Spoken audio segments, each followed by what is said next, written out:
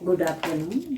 आज बच्चे मैं आपको समास, द्वंद्व समास, बहुव्रीहि समास और कर्मधारय समास पढ़ा रही हूँ। ठीक है, तत्पुरुष समास में पढ़ा चुकी हूँ।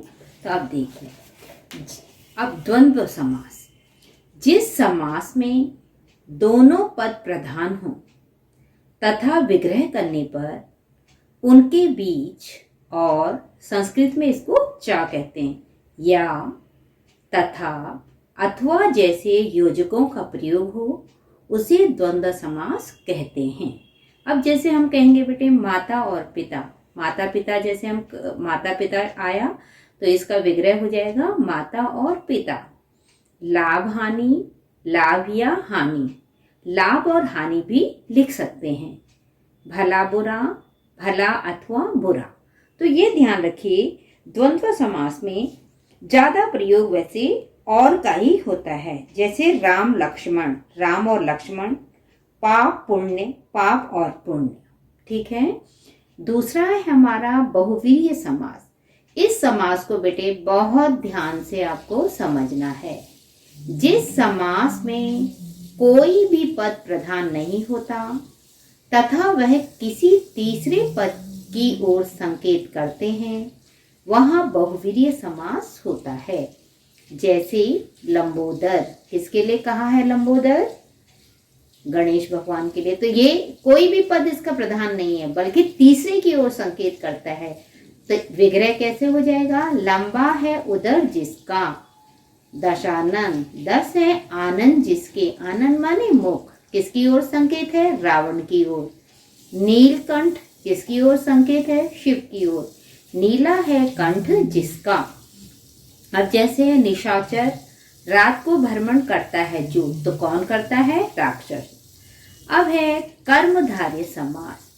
जिस समास में, ये महत्वपूर्ण है बेटे, गलतियां करते हैं बच्चे इसमें, जिस समास में एक पद विशेषण तथा दूसरा पद विशेष्य हो अथवा उपमेय उपमान संबंध होता है उसे कर्मधारय समास कहते हैं। अब देखो बेटे, इसमें कर्मधारय समास में भी दो स्थितियां होती हैं। दो स्थितियां होती हैं। कौन कौन सी स्थिति होती है? दिखाई देती हैं विशेषण और विशेष्य की स्थिति, उपमेय और उपमान की स्थिति। अब है महादेव, महान है जो देव, पूर्व पद विशेषण, उत्तर पद विशेष।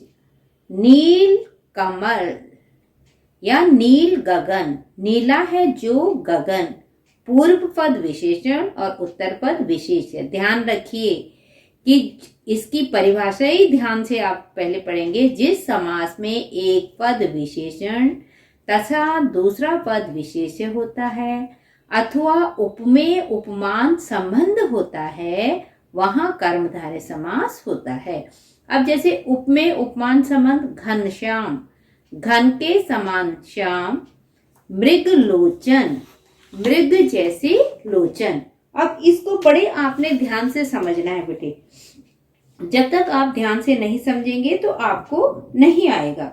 अब जैसे हम महावीर, महान है जो वीर, महासागर, महा है जो सागर।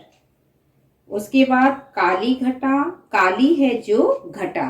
तो इस तरह से आपने बहुव्रीहि और कर्मधारय समास समझने हैं। ठीक है बेटे। इसके बाद आगे ध्यान रखें कि मैं बहुव्रीहि और कर्मधारय समास में क्या अंतर है, द्विगु समास और बहुव्रीहि समास में क्या अंतर है, ये भी आपको समझाऊंगी।